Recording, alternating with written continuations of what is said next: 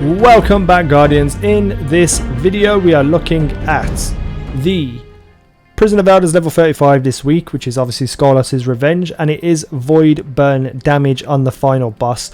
I wanted to talk about my experience, my tactics that we use to try and help you guys get past this boss. Now this boss isn't particularly difficult this week because the only things that do void damage to you are these servitors. Now if you play it right, those servitors don't actually come near you ever and rarely do damage to you, but don't think that's going to make it an easy ride. The captains and dregs and the amount of enemies can still kill you quite easily, but it is a lot less stressful than it is other weeks. Now depending on what weapons you have, you might not be able to get him down before the first spider mines, I always call them spider mines, splinter mines spawn, but that's okay because you can easily send one person off to get the splinter mine and the other two can finish him off, and it's the same old tactic. So when you run through the door, you want to run all the way down to the left, kill the servitor, pop a bubble with weapons, and you want to use various weapons. Any high impact sniper, your LDRs, your Ephrodite spears, make sure they're void. With last round would make it extremely easy.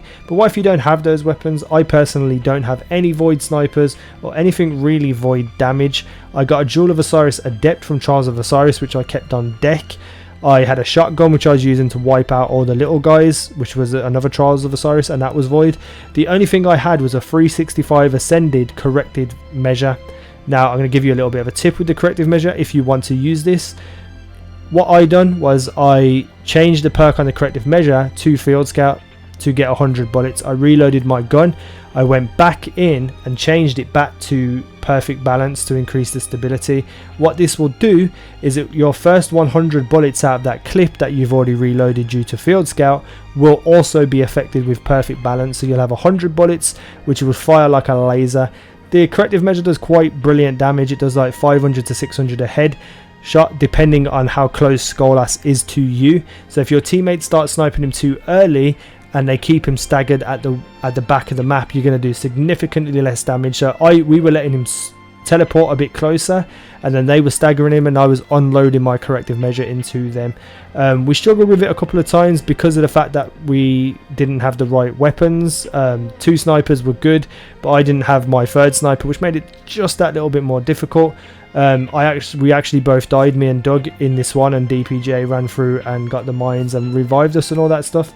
So that's the tactics we used to do it, and we didn't particularly have I don't think we had last round at all. No, we had it on one sniper rifle, I believe, but regardless anyway, this is incredibly easier than other weeks. So hopefully these tactics help you guys. If it did, leave some comments, leave some feedback, tell me how you done it. Did you have different weapons? What weapons did you find useful and good to use?